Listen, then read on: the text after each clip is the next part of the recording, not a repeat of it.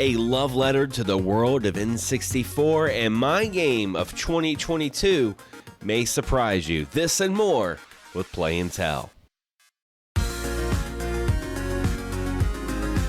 What's going on, everyone? Xander Skullion here, and welcome back to another episode of Play and Tell, a series where I talk about games I've been playing and leave little short impressions and mini reviews, and most importantly, when you walk away, you have something new to play. Now, this episode, I wanted to do something a little different. I want to talk about some games I've been playing, but I also wanted to show some stuff I got this holiday season because I got some really cool stuff, and I think you guys would really dig it. So it's kind of, let's talk about games and pickups. It's like kind of old school. So the first game I want to talk about is a game that was sent to me by WayForward, and that is River City Girls 2. I was a huge fan of River City Girls, and I felt like that game really helped push the beat-em-up genre into the forefront when it comes to mainstream kind of gaming. I mean, we had River City Girls and Streets of Rage 4. It was a beat-em-up renaissance, so I was really excited to play the new River City Girls. I'm like, all right, let's go. And I did a live stream, and I had a lot of fun. There are things that I like and don't like about River City Girls 2. Talking about the things that I love about River City Girls 2 has to go all the way back to the Kunio-kun series, where it all originated with games like River City Ransom. And, you know, what makes these games really stick out is the action RPG elements, because I'll be honest, I love the beat-em-up genre, but there are a lot of games that I grew up with I can't go back to because the moveset becomes very repetitive. You start to really notice, you know, sprites just being reused. It starts to feel kind of, you know, mundane. Where River City Girls 2 takes that action RPG elements and allows you to learn more moves. You can also equip different accessories, and of course there are 4 characters. You got the original 2 girls from River City Girls 2, and then you got Kunio and Ricky from River City Ransom, their boyfriends, and you have an additional 2 more characters that you can lock as well. So there's a lot of replayability to look at. And one thing that I really knocked down the peg with River City Girls when I did my initial review of that title was no online co-op. And I really think beat-em-ups really shine. They really shine when you can play with your friends. And let's face it, with today's world and everyone's schedules, it's hard to be in the same room and play together. So if you're lucky enough and you have 4 friends, you can do 4-player local co-op, couch co-op. But if you have a friend somewhere else and you guys can't meet up, you can go online and play 2-player. Now, to the things that I didn't like about River City Girls 2 is it felt very deja vu. Listen, there were a lot of things in this game that I was like, man, this kind of feels like a DLC. I mean, the story was there. It was definitely a sequel, but it wasn't enough to really make it go up the next level other than, you know, little things. Like I said, online co-op is a good plus. I did experience some performance issues when it came to the Nintendo Switch port that I was doing my review on my live stream on. I noticed that the frame rate was a little choppy and there were some pretty long load times, but I mean, for what it was, I was still having a good time. But I would say if you're going to get River City Girls 2, maybe get it on the PS4 or PS5 or Steam. You know, you might not want to get it on the Nintendo Switch. Maybe they'll fix it in the patch. And as much as I recommend River City Girls 2, and I think it's a good game, I feel like if you took a lot of time with River City Girls and going into this is going to feel more like DLC than a overall sequel. It's more of the same. Matter of fact, there are some sprites and reused mechanics I wasn't too big of a fan of, but I mean the music and the atmosphere and the banter and the dialogue, it just kind of makes you feel a little better. But I wish it was just a little bit more when it comes to River City Girls 2. If I had to give it a score, I definitely would give it an 8 out of 10.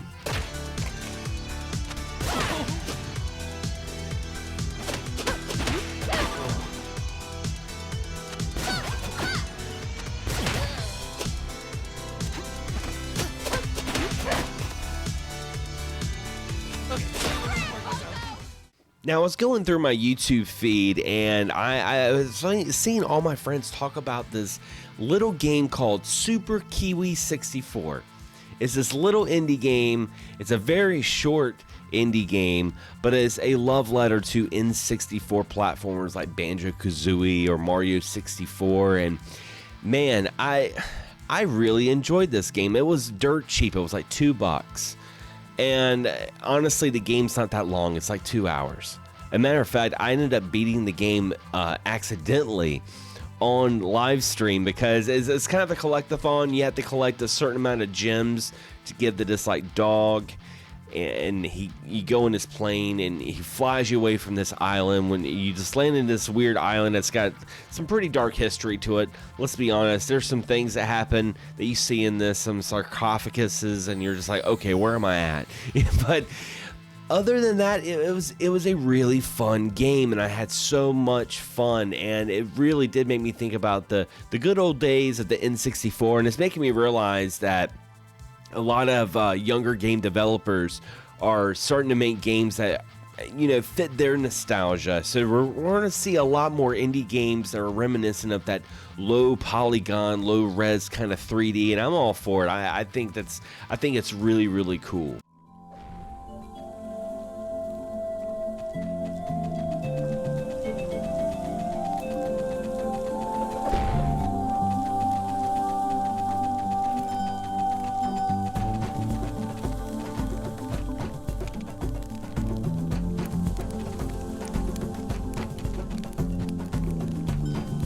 And speaking of low res and polygons, this is the game I'm definitely going to live stream.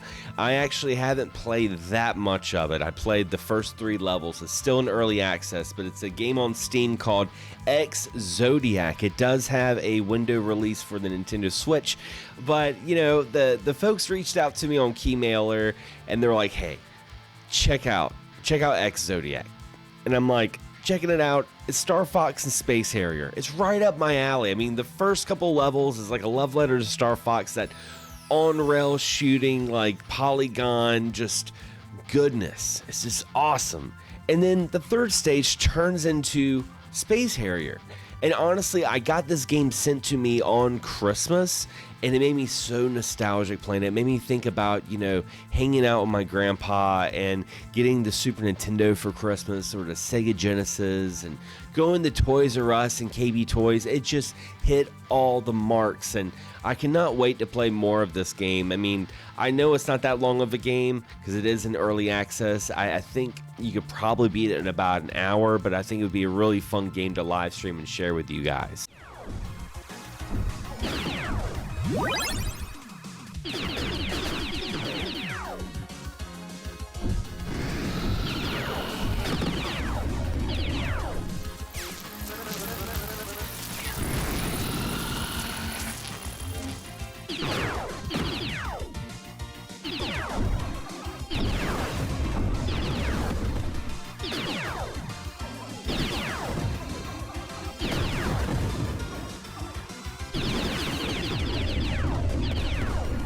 Now, I was inside GameStop and I found this game that really hit me by surprise. I forgot it was even released, and that is Pocky and Rocky Reshrined. And let me tell you, first off, I love Pocky and Rocky. It's one of my favorite games on the Super Nintendo, and unfortunately, it's a very expensive game on the Super Nintendo. So I was like, okay, I will totally play a remake, remaster of this. Maybe it'll be really good. I don't know. We've had some hits and misses in the past couple of years when it comes to these retro remaster things. So there's so many things in this game that makes it a solid 7 out of 10. It's like every good thing about Pocky and Rocky Reshrined counteracts with something negative. It's like feng shui. But I'm not talking about decorating your bathroom, folks. I'm talking about Pocky and Rocky, and the things that I really love about this game. The art style. It looks like the way Pocky and Rocky looks inside my head. It's got the cutesy kind of like Japanese mythology yokai feel to it. It's got a great soundtrack. It plays great. It's snappy. I'm like, all right, this is Pocky and Rocky. But the things I don't like about this game make no sense whatsoever. Because Pocky and Rocky is a 2-player co-op, top-down run and gun shooter, where you have to unlock co-op in Reshrined by completing the game. Now, there are some additional new characters that you can unlock, but yeah, I mean, that's kind of weird. And easy mode, okay, easy mode is unlocked by beating the game. That's kind of counterproductive. Like, if I can beat the game on normal, why would I need easy mode? And the last thing, there are some unnecessary censorship with the Western release. I had no idea until I bought the game, but apparently the queen that you help in Pocky and Rocky had a lot of cleavage in the Super Nintendo version, and in the Western release of Reshrined, she's covered up more. I don't think it's a big deal. I'm not going to lose sleep about it.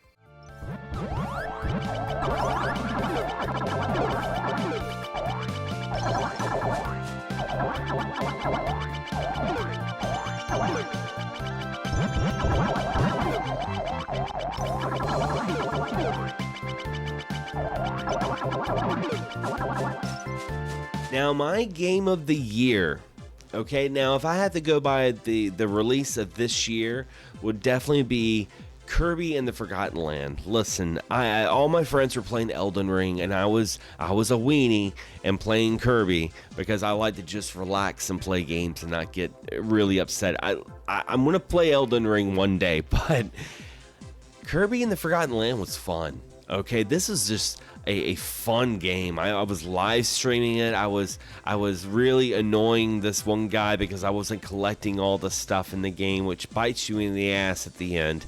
But I was having a blast, and the boss battles are probably some of the best boss battles I've played in video games or Kirby history. There, I said it. Hot take.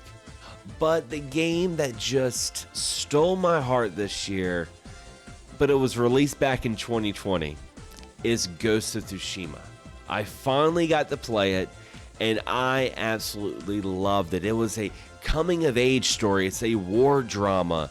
There's so much that I loved about this game. It's an open world that, honestly, I'll be honest with you guys. Open world games are hit or miss for me. There are some open world games like Breath of the Wild or Skyrim that I absolutely love, and there's some of them that I just lose interest. But Ghost of Tsushima fits that category that, like, I would be at work and be like, man, I can't wait to get off of work and play Ghost of Tsushima. Just riding my horse and following in the direction of the wind and, finding a hot spring to do a haiku, or saving a villager for a Mongol invasion. There's just so much I like about this game. I mean, it's not a perfect game. The stealth elements can be a little wonky, but wow, this was an absolute masterpiece, and by far, maybe my favorite game released on the PlayStation 4. Now, this is like the show and tell segment. I did the play and tell, now this is show and tell. Some of the stuff I got for Christmas, I love Gunpla. I love Gundam models. There's something therapeutic about, putting together a Meg, drinking a cup of coffee, listening to a podcast. I definitely sound like I'm in my mid-30s, but it's nice. It's nice. But I got two model kits. So one I'm not too familiar with. This is it's like a 30-minute missions. This is a small kit right here. But I'm going to do a close-up of it so you guys can see more of it. But it's like a ninja mech. It's got a frame, so it's going to have some good posability to it, but it looks like you can put different kinds of armor on it, and it kind of makes me think of Vanquish. That when I looked at it, I was like, man, this looks like a Vanquish style like mobile suit. It's kind of cool. Now, when it comes to mobile suit Gundams, one of my favorite mobile suits is the Zaku's, actually. The Grand Goof from the 83 Gundam.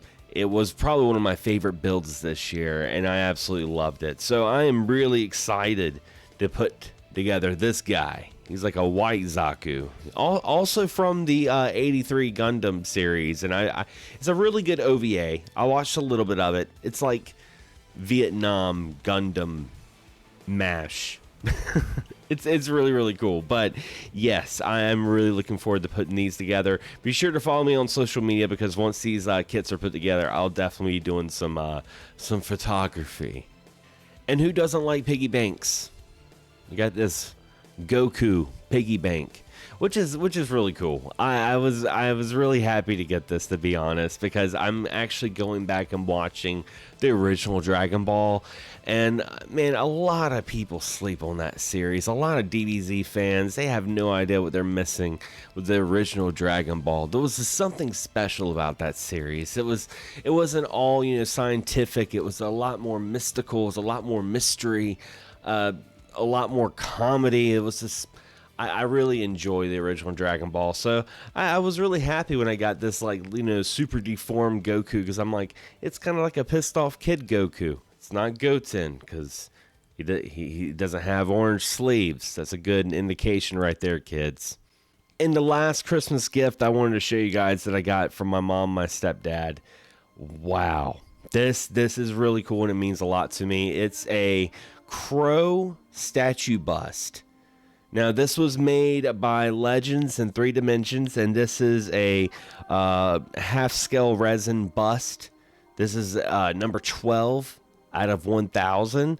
And, you know, the crow means a lot to me. It's one of my favorite movies of all time. And, you know, when it came out, it was something that we had never seen before when it comes to superhero movies. I mean, the only thing we had that was, you know, anyway dark like that was Batman 89, and you know, it was filmed in my city. It was filmed in Wilmington, and you know, I know a lot of people who got to meet Brandon Lee, and they said he was a great person, and it was such a tragic thing that happened during the filming, and that's something that will always overshadow the series, unfortunately, because people will always think about the tragic events with Brandon Lee and the filming of The Crow, but the series itself is just such a good story of revenge and love, and I urge all of you guys to check out the graphic novels by James O'Barr if you haven't. And what are my thoughts? You may be thinking right now, because yes, they are remaking The Crow with Bill Skarsgård. What are my thoughts about the Crow remake? I'm optimistic about it. I'm not in that camp that feels like the movie shouldn't be remade because it would be some sort of bad taste for Brandon Lee. I think that's quite the contrary, actually, because no matter what, people are always going to respect Brandon Lee and always, you know, give tribute. But just like the Joker with Heath Ledger, those characters are timeless, and I feel like those characters live on, and it inspires more people. And I think, you know, someone like Brandon Lee, you know, if he was anything like I would be, is I would want people to be inspired by my performances and want to go on. So that's my thoughts about the Crow remake. I'm curious, but until then, The Crow is freaking awesome, and hell, we are still talking about how great this movie is, despite the bad sequels like Wicked Prayer. Just saying. But anyway, guys, those are some of the games I've been playing. What have you been playing? What was your game of 2022? Leave a comment below, and if you enjoyed this video, don't forget to subscribe, but also hit the bell so you're notified whenever there's, you know, more content or live streams happening on this channel. Anyway, guys, as always, thanks for watching, thanks for subscribing, and as always, happy gaming.